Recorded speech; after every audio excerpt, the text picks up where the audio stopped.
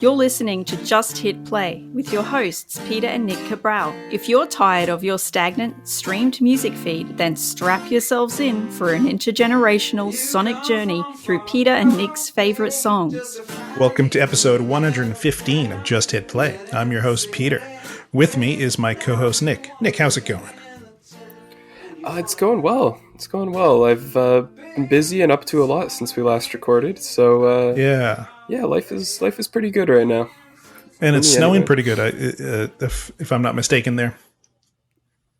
Yeah, we finally hit actual winter weather, which I'm not too pleased about. I like snow at the very start when it looks nice and pretty and everything, but I'm already tired of it, and it's freezing. Like with wind chill, we hit minus 20 yesterday, so 20 Celsius. So it's a bit too cold. Well, we're having the exact opposite here. We're in this heat wave that's like nuts. I'm recording in a room that has a fan above me and then the air conditioning behind me. And we only have one room in our house that's air conditioned, so I can't really be in any room for a long period of time. So it's like 32, 34 degrees with humidity. I'll tell you how humid it is. We'll put our clothes out on the clothesline, and there's so much moisture in the air that the clothes don't dry. Oh my god! So that's not right. It shouldn't like be the that dew. way. I think the dew point. I think the dew point is so high that just clothes just don't dry. Yeah. Terrible. Yeah, so I honestly don't know if I would take that over our current weather. I kind of feel like I'd prefer the cold. That's just me. Yeah, like we went to the early in the week. We went to the beach. We went to Dsouza for the day, and it was lovely swimming in the ocean. It was nice and cool, and it was a warm day, and so that was really cool to go to the beach. That's the one thing I do love about living here is that Dsouza is an hour away from me, and I live 2 minutes from the ocean. It's not a great beach where I live. But Dsouza, which is like a world-class beach, one of the best beaches in the world, is an hour away. So there are some upswings to living in the tropics, I must admit. Yeah, like if it's 30 degrees Celsius here in the summer, best I can do is go to Lake Ontario, which isn't great. Right. I don't think anyone should really be swimming in it. You know what's funny? Lake Ontario sort of gets all the water from like Michigan and Erie and stuff like that. So it's not great water. But if you go to like certain parts of Lake Michigan or Superior, the water is actually quite clean because it hasn't gone through the industry of Detroit or Chicago or those kinds of places yet. So yeah, Lake Ontario unfortunately just gets all the backwash from all the industry that's up lake, I guess. Yeah, all the mercury and other lovely chemicals, they all end up here. So you have Detroit, and you have Hamilton, which are two big like Hamilton steel, so you get all the runoff from the steel, and then Detroit is all the car making facilities and factories. So yeah, great stuff. Good stuff. Yeah, would kill for a beach, an ocean beach, but yeah, it's unfortunately not to be. It is quite lovely. So we didn't record last week, and unfortunately last week I had a bit of an issue. I had my dog Polly, who had for almost 17 years. We had to put her to sleep last week, which sort of came out of nowhere. So thank you everyone who sent me messages and understands why we didn't record last week. I was quite emotional. She was fine, and then it came on all of a sudden, and we had 4 days of going back and forth to the vet. We took her to an emergency vet, and they finally recommended a CT scan or an ultrasound. It was an ultrasound actually, and she had a mass in her stomach. Her gallbladder was inflamed. She had a heart murmur, Cushing's disease, which we knew about, and she was in renal failure. So they, at 16, almost 17 years old, there was really no other choice of what we could have done with her. Like I said, it happened in like two or 3 days. She was fine. And then it went to that. So it was a bit of an emotional week last week. So yeah. Yeah. I really am sorry to hear that. It's just shit. And Polly, lovely dog. Yeah. You met Polly when you were here. Yeah. Yeah. Such a sweet creature, really lovely dog, and sorry about that. Yeah, she was our little shadow, so she just followed us everywhere we go. So now we're in the house, and it's so quiet, and and we still left, like, her bed is still out because we haven't, got the heart to take her bed and put it away just yet. So yeah, so there's still quite a few things in this house that remind me of her. So yeah, so she'll be remembered forever, little Polly. Yes, no doubt, no doubt. Rest in peace, Polly. Yeah. Anyway, are you ready to get into some music? I am. Yeah, let's do some music. Okay, so I'm going first this week. So I got you to listen to the Kinks, Come Dancing. So you had, over the last 4 episodes, I've gotten you to listen to the Kinks. So we're going to finish off our month with the Kinks with Come Dancing, which was released in 1982. Darren, just hit play.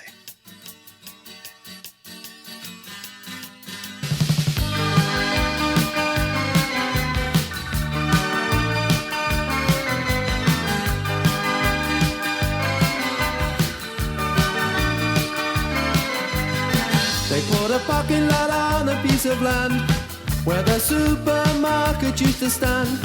Before that they put up a bowling alley on the site that used to be the local pally. That's where the big band used. All right, so what do you think of the 1980s Kinks compared to like the 60s and 70s Kinks that you're listening to? I think I prefer it, and maybe that's a hot take. I don't know. Yeah, go for it. I think I like the 80s. I think I like the 80s Kinks a lot. They sound really polished and mature, and there's no doubt that this is a bit of a poppy song. Sure. Yeah, definitely. I'm sure this got really good radio play and everything. Justified, in my opinion. I think it's a really good song, and while it's poppy, it still has that little bit of. It feels a bit off kilter still. It still has that signature Kinks aura about it. I'm a big fan of this one, to be honest with you. So this song came out in England in 1982 and it was released in the States in 1983. So I would have been 9-10 years old when this song came out. So I have a really sort of romantic feeling about the song because, and I'll go into this a little bit later, but the reason this song became a hit is because of the video. I don't know if you got a chance to see the video. I didn't actually know. Yeah. No. So there was a thing that started in America around this time, which was MTV. And MTV needed a lot of content. So the music video became very, very important. So this video was directed by Julian Temple, who is the father of Juno Temple, who is from Ted Lasso. Right. Yep. So the video itself tells the story of basically the song about his sister going to dance hall clubs and in the 1950s. So it just sort of follows that and all the sort of the seedy underbelly of the men that were around that time, which Ray Davies plays very, very well, the seedy aspect of the men around that time. Yeah, and that hearing that story about the song, like what it's really about, I think I picked up on that just through the sonics of it. Like, it on surface level, it's like a poppy, dancey song, but like I said, it's a little bit off kilter, and there's just this strange feeling about it that makes it seem like all is not as it may appear, and that to me is just what elevates the song from being like a fun pop 80s rock song to like something that's actually good and holds up. Yeah, so let's talk about the history of the song for a second. So Ray Davies and his brother Dave Davies, I believe his brother's name is Dave, had 6 older sisters. And so they would go dancing a lot, and he remembers his one sister, Renee, specifically. And Renee was the one that bought Ray Davies' first guitar. Now, Renee had an illness when she was a kid, which made her heart very weak. So she actually had a heart attack and died at a dance club when she was dancing. So the song is kind of about that. Yeah. Okay. Yeah, no wonder it seems a little bit dark. Yeah. I didn't know that. Like, I've known the song since I was 10, 9 years old. I had no idea that was the history of the song until I started doing a little bit of research into it. I know, I love when songs have that twisted backstory to them, like something that you'd have no idea, you've just been casually ignorantly going about your business, listening to the song, and then you find out it's about something tragic. I think that's Yeah. brilliant. Yeah. So it obviously has a very deeper meaning. And they don't allude to her really in that aspect of the song. They don't really allude to her dying. At least I never picked up on that. They sort of leave that part vague, and it's more about the joy of just going dancing at when you're young and things like that. So I think it's a great dance hall song. I think it's a great little track to back in the '80s to go dancing to. Yeah, and that's probably intentional that it doesn't like overtly mention that tragic event, because it's probably more of like an homage, right? Like a tribute. So I think the song is actually better for leaving that part out. Just Yeah.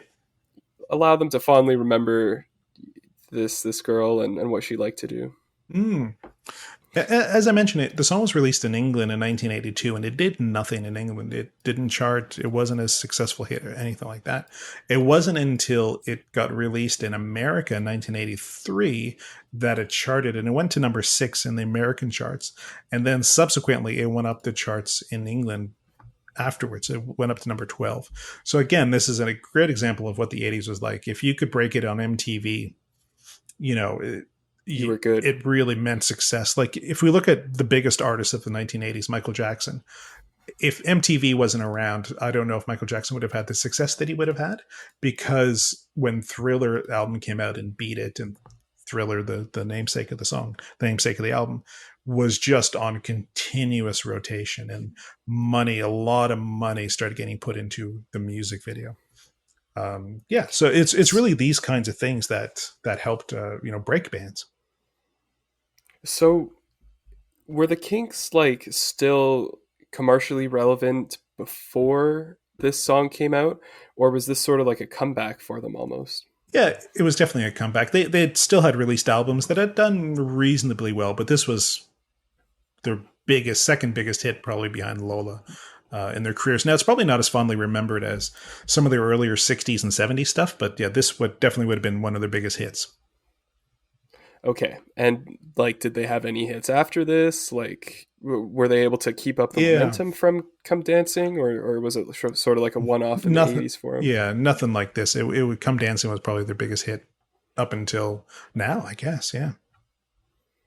All right, so then I guess I might have to amend my earlier statement about preferring '80s Kinks. I like this one song a lot. Yeah, but great. Yeah, that's a great idea. Having not listened to the rest of their work that they put out this time, I'll save that judgment, because I sort of suspected that this may have been a one-off, flash in the pan, last attempt at relevance from an old band, and it's a great song. I really do think that, but I guess they just weren't able to keep it up. No, and I love the horns in the song. Like it really is like a dance hall sort of back in the '50s where they had like a big band sound. The horns are really good on the song. I think it has sort of this weird. You mentioned it. It has like an off-kilter beat. It's almost like a reggae beat. It sort of plays against the time. I think it's a perfect little song. I loved it when it came out when I was a kid. It's super catchy. Like this, of all the Kink songs you've had me listen to, this is probably the one I've replayed the most. Obviously, we've taken a week off, but even with that, I think this is one I've come back to a lot.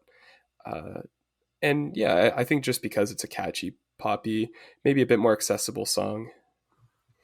Yeah.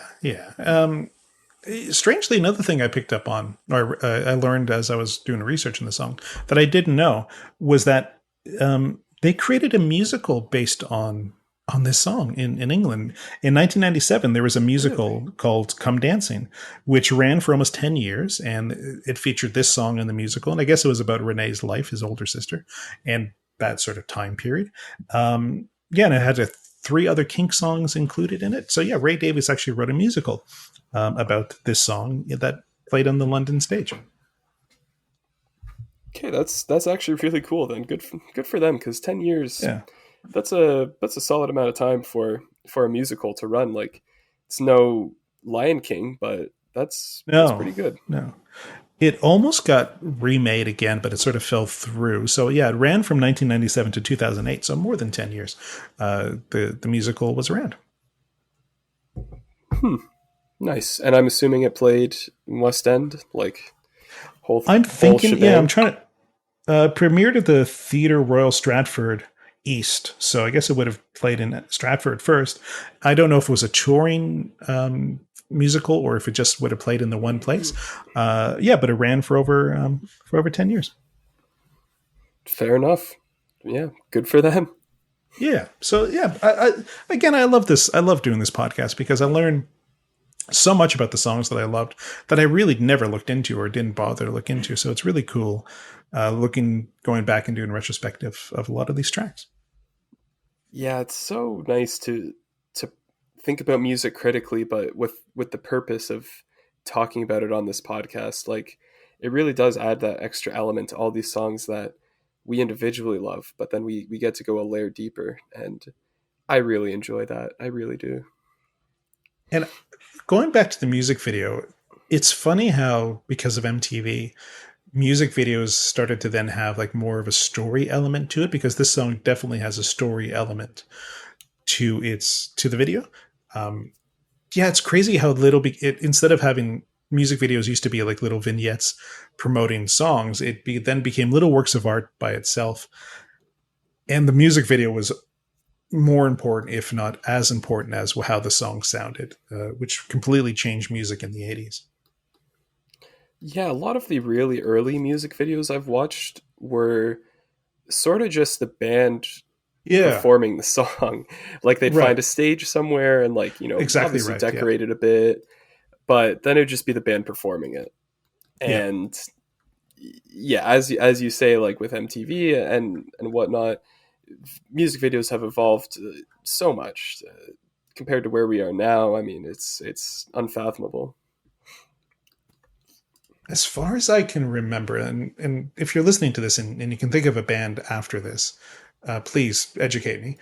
The last band to break on MTV and then break worldwide would have been Nirvana, when Smells Like Teen Spirit came out, which broke huge on MTV before it got a lot of radio play. I think that might be the last band, like big band, like Michael Jackson, U2 kind of band to break worldwide on MTV. Interesting. I mean, I really like the music video for that song, but I never thought it was anything too crazy. But the song is also incredible by itself. It doesn't really need the video. Yeah. It was just a dirty, like, it's a grunge song, right? So grunge is a perfect example, adjective to what that song is. That's the last band I can think of that broke an MTV before MTV changed to what it became. I mean, it stopped playing music and was more of like a reality TV sort of channel after that. Yeah, the Jersey Shore channel. God, how sad. Yeah, the Real World, Jersey Shore, all that crap. Yeah. Yep. Well, at least you have fond memories of MTV to look back on, and it brought you this song. I do. Yeah. No, I'm so glad you liked it. It's probably not the most beloved Kinks song, but I love it. It has such a romantic feeling to me because I was so young when I heard it, and I loved it so much. Yeah, I like it a lot too. It's truly, I do enjoy it. Probably the best of all the Kinks songs you've shown me. Cool. So yeah, I appreciate it. That's it's a good awesome. Song. Cool. All right, let's get into your song. And is it Mitski? Am I saying that correctly? Yeah, so this week we have Mitski with Your Best American Girl. I adore this song. I probably listened to it for the first time about 2 months ago, and it's been in heavy rotation since then. It's just a fantastic indie rock song, in my opinion. Mitski's unbelievable. So, Darren, why don't you just hit play on Your Best American Girl? If I could, I'd be your little spoon and kiss your fingers forevermore. But big spoon, you have so much to do, and I have nothing ahead of me. All right, so please, without further ado, just tell me what you think about this song. I think Mitski should have came out 30 years ago. I think she's not of this era. This would have been a perfect grunge song in 1993. It reminds me so much of what the music I was listening to in 1993 was. I'm really glad you feel that way, because Yeah. I had a sneaking suspicion you would love this song. Like, Yeah. I really thought I had a banger on my hands.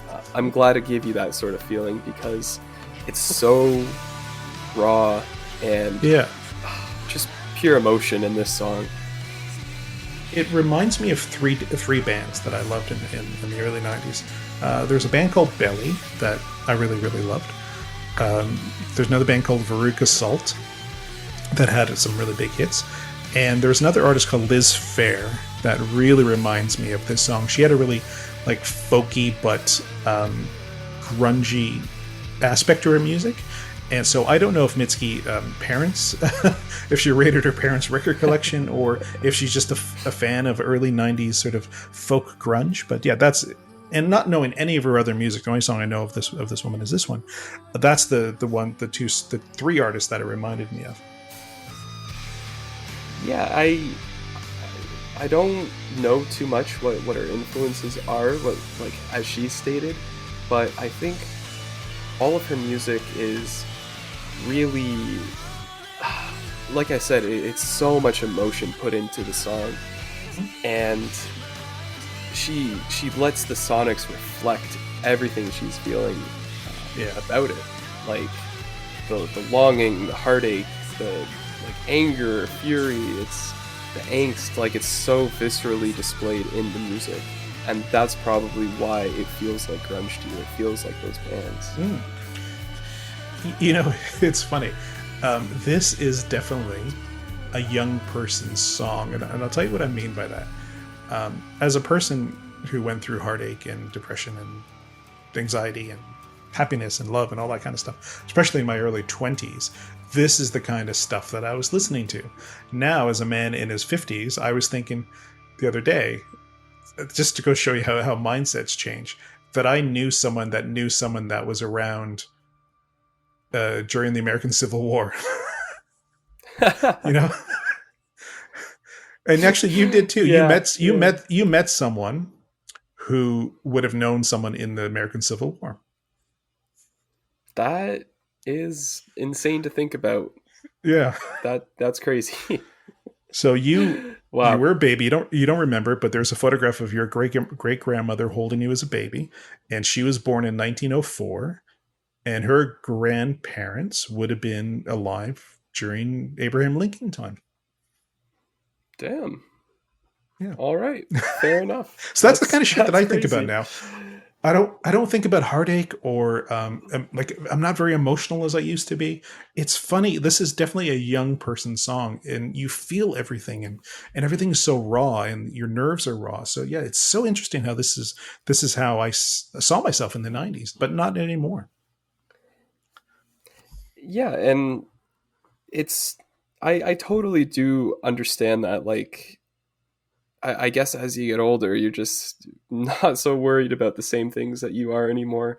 But for a young person such as myself, like this song really hits home, and I connect with it a lot. I connect with it a lot without even relating to Mitski very much. Like this song is primarily about how the way Mitski was raised is so different than this person she has like a crush on and wants to be in a relationship with. Like Mitski was born in Japan to Japanese mother, American father.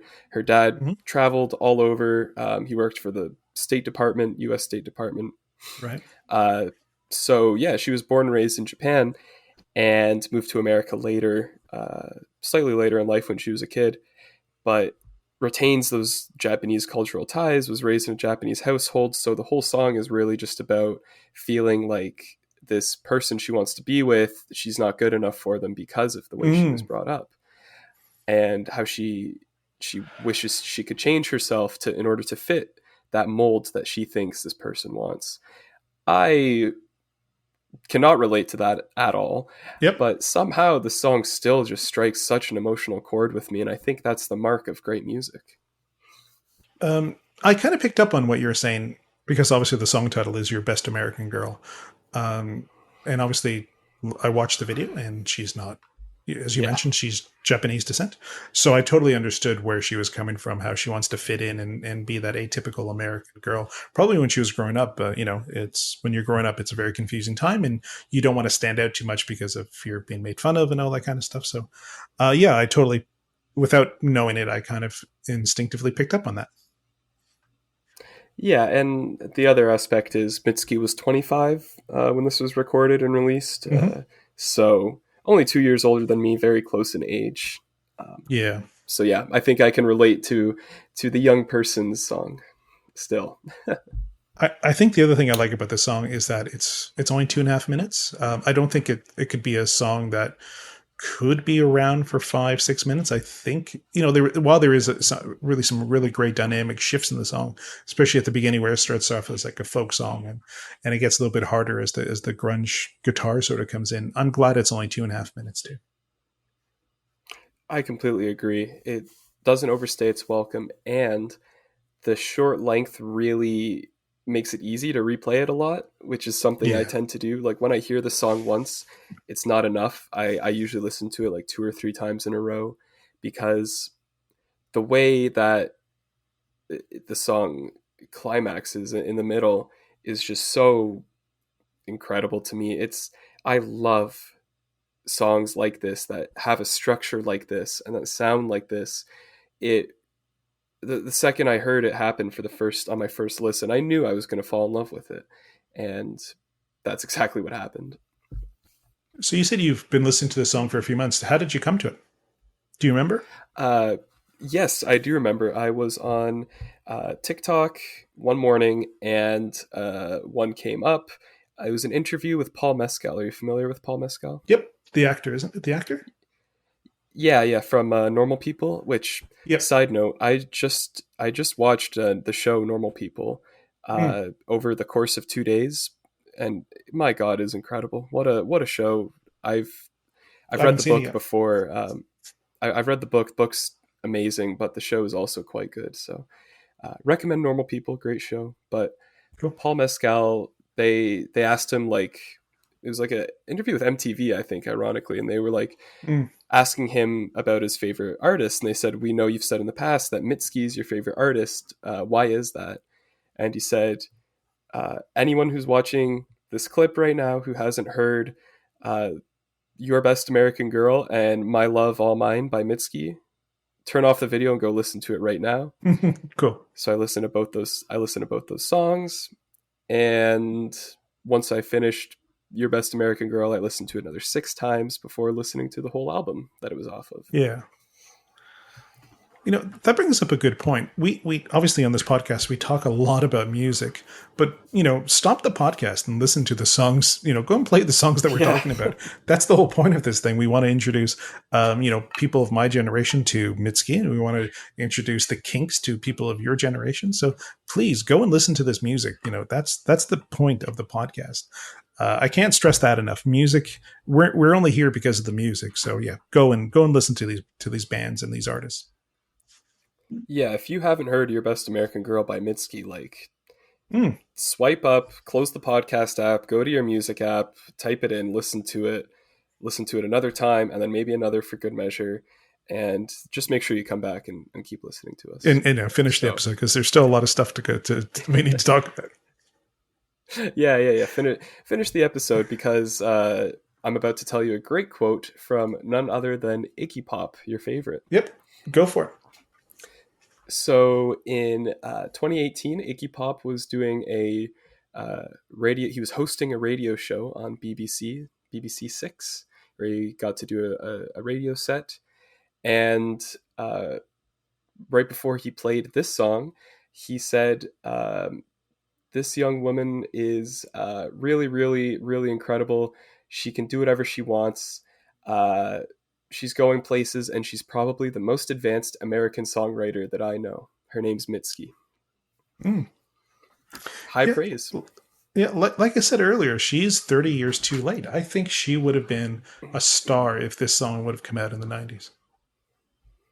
I honestly completely agree. And I think if anyone could identify that, it'd be Iggy Pop. Like, Yeah. guy knows what he's talking about. So for him to say that, it's pretty impressive. And obviously, they asked Mitski about it in a different interview, like what she thought about Iggy Pop saying that, and she said he was a hero of hers. So Yeah, I can see obviously that, made yeah. her life. Now, looking at the music video, I saw that, there's millions and millions of views of this song, music video. So, obviously millions of people know her.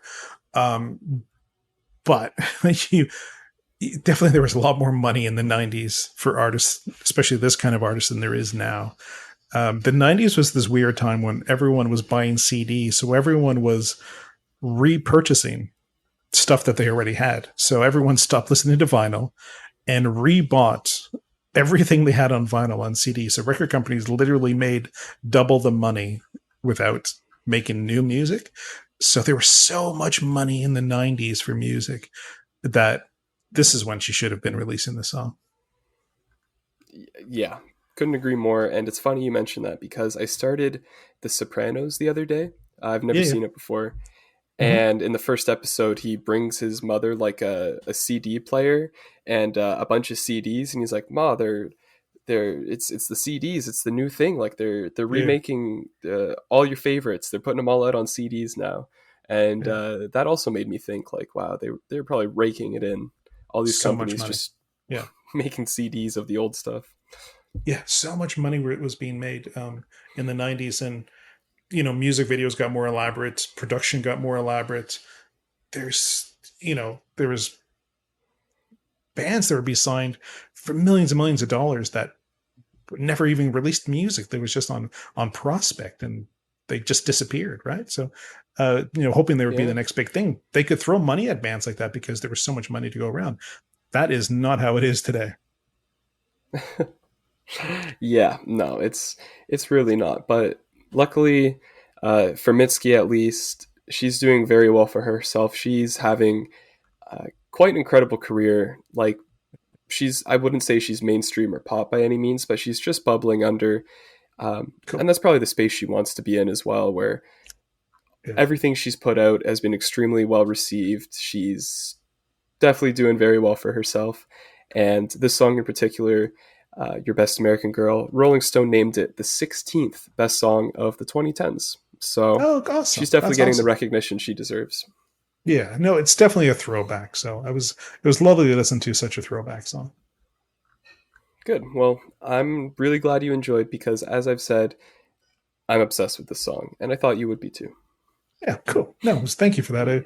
I've really enjoyed listening to the song over the last week and a half or so. Good stuff. What song do you have for me for next week? So for next week, you're going to listen to the song Hold You Down by The Alchemist featuring Prodigy. Nice little throwback hip hop. The Prodigy from like the 90s, The Prodigy? Correct. Oh, cool. Okay. Yeah. Looking forward to that. I like The Prodigy. Yeah. So for next week, so we finished with the Kinks. So I got you to listen to 4 Kinks songs. I'm going to go with another theme here. I'm going to give you songs to listen to that had amazing videos that accompanied them, as we were talking about videos in MTV earlier. So the first time you listen to the song, I want you to watch the video first, and then you can listen to the song in any other capacity that you want. The first song I'm going to get you to listen to is Shakespeare's Sister and a song called Stay. All right. Shakespeare's Sister, Stay. Sounds good. Yeah. Cool. All right. Let's get into This Week in Music History. So we're going to talk about an artist that you love. So in 1967, Jimi Hendrix and The Experience recorded an appearance on the UK TV show Top of the Pops, performing a live version of Hey Joe. So I love this song, and this would have been Jimmy's first appearance in Top of the Pops. So I actually found on YouTube his performance at Top of the Pops from 1967. So we're going to listen to a little snippet of that. So this is Jimi Hendrix and Hey Joe.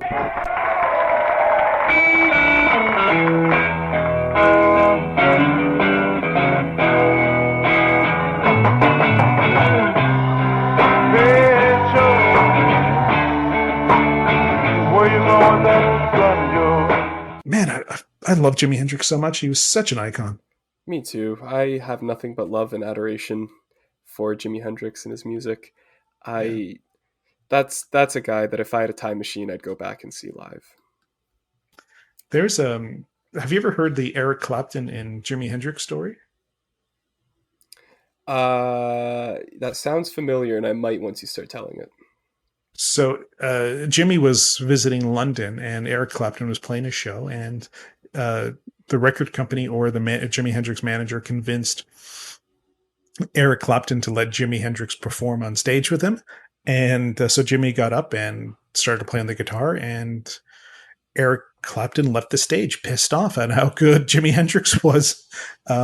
He was really angry on because at the time Eric Clapton was considered the greatest guitar player in the world, or at least the greatest guitar player in England, and he was so angry that Jimi Hendrix was better, or at least different than he was.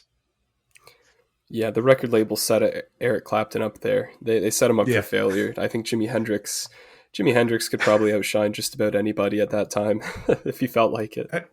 Again, one of the reasons why Jimi Hendrix sounded so different because he was a left-handed guitar player playing a right-handed guitar. So it's so hard to reproduce the sound of Jimi Hendrix because he kind of played it backwards. That and the acid. Yeah, that helps as well. Purple Haze, right? Yep. All right. What are your plans for the rest of the week, other than not trying to freeze? Yeah, well, that's really the main one, isn't it? Trying not to freeze. Yeah. Yeah, that's really it. Got a quiet week coming up. I'm going to see Dune Part 1 in IMAX next week. They're doing a special one show only reissue of it in IMAX theaters. So have you seen it yet? Yeah, I've seen it Yeah. a few times. I'm a huge Dune fan, but I didn't get the chance to see it in IMAX when it was first in theaters. Nice. So really looking forward to that. Yeah, the first time we saw Dune here, I took Angie to the 4D experience. Have you seen a movie in 4D where the chair is moving all over the place and you're getting, air blown on you and all that kind of stuff? Yeah, I saw the newest Godzilla in that, actually. Godzilla is a perfect movie for that. Yeah. So I took Angie Angie has never seen a 4D, never been to a 4D experience, and she also is a huge Dune fan. And so she was just being tossed all over the place, and she looked at me as like, "You asshole! I just wanted to watch Dune," and she's getting like when the spice, I think they had like a smell when the spice was sort of mentioned on in the movie, and oh, nice. And that they would like water gets splashed at you and in certain scenes. Yeah, it was funny. She was like, "We have to watch that movie in a normal theater because I missed half of it being thrown around." yeah, it's I don't know if they're doing any of the special IMAX shows in Australia because they're only doing one in all of Ontario, and it's at Scotiabank Theatre next Wednesday. Yeah, so. I don't think they are here now. Yeah, so looking forward to that. Yeah, that'll be fun. And I saw Poor Things based on your recommendation. Okay, what did you think? I loved it. I thought it was spectacular. I don't have a single flaw or gripe with that entire movie. It was amazing, and I'm trying not to do any spoilers here, but it's amazing how the movie evolved from her being childlike to an adult, and how the visuals of the film progressed with her. Does that make sense? Yeah, 100%. I love that, and I think Mark Ruffalo, what a performance. Yeah. That's all I'll say. What a performance by Mark Ruffalo. It's funny how, if you look at a movie like Barbie and Oppenheimer and this one, how they're moving away from the CGI aspect and building sets again and doing a lot of things in camera instead of just solely relying on the CGI things. It's really interesting the turn that cinema has been taking over the last couple of years. Yeah, I think it's just a natural correction of people being tired of CGI overload, and so we're moving back to the practical stuff, which I have no problem with. Yeah, so go see Poor Things, anyone, if you haven't seen it yet. Some of you are going to watch it and you're going to hate it because it's definitely not a movie for everyone. But if you like weird ass movies and you like movies that make you think and are a little bit obscure, then yeah, you'll love Poor Things. It's my movie of last year. Yeah, I still have Killers of the Flower Moon over it, but it's up I there. saw that. I saw that last week too. It's what a great movie. It's tragic story. Loved it. Yeah, simply fantastic. Love that movie too. Yeah, cool. All right, let's talk about our independent artists. So every week at the end of the episode, we play an independent artist. If you want to have your music featured on the podcast, reach out on our socials, which are all listed in the show notes. Our independent artist this week is someone that we both know and we both really like. It's Jacob Dsouza, who is from Paris, Ontario, but I think he now lives in Toronto. And we're going to listen to his song called "Take Me Away," which is one of our faves. And thank you, Jacob, for letting us play your song. And he's on tour right now. He's playing a lot of shows. So please go to our show notes for links to his socials as well, so you can keep tracking if you want to go see Jacob live. All right, Nick, we're going to talk to you next week. You got it.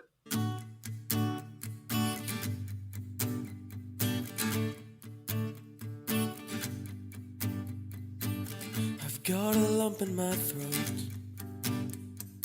I didn't think I cared that much, but here I am in the dark, wishing for someone else to come and save me.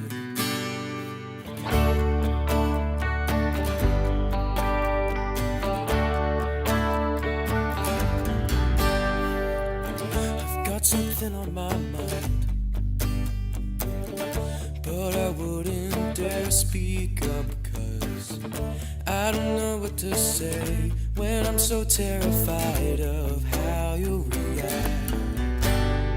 And I want you to take me someplace far away where we can rot away together. I want you all to myself, but I don't wanna be selfish like that. Sun comes up, you're still the first one I think of. And when the sun falls down, I'm dreaming of the love we found. And I want you to take me someplace far away.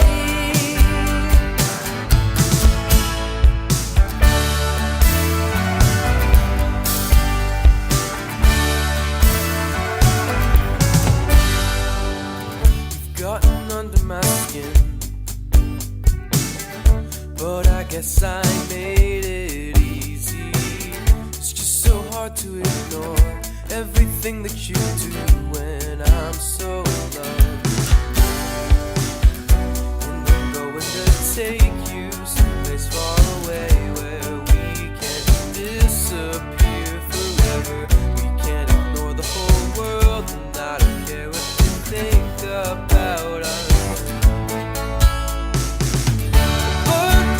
Sun comes up, you're still the first one I think of. And when the sun falls down, I'm dreaming of the love we found. And I want you to take me someplace far away where we can drown the whole world out. I want you to take me someplace far away.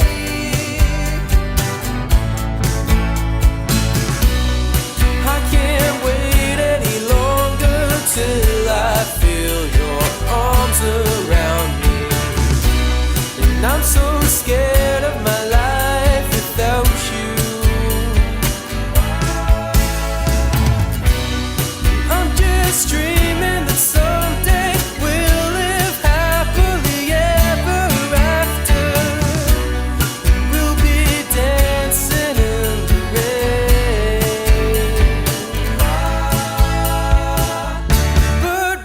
The sun comes up, you're still the first one I think of. And when the sun falls down, I'm dreaming of the love we found. And I want you to take me someplace far away where we can drown the whole world out. I want you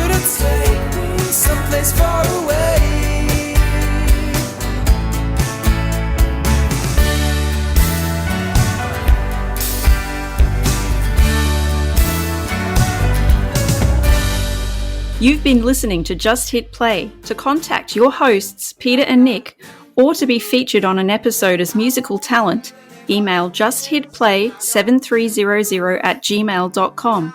Keep up to date with news and announcements by following on Instagram and Facebook, linked in the show notes. Subscribe on your favourite podcatcher to tune in next week for more sonic delights. And if you can't wait till then, check out the Just Hit playlist on Spotify, linked in the show notes. A special thanks to Braden Munch for the theme song, and thank you for listening.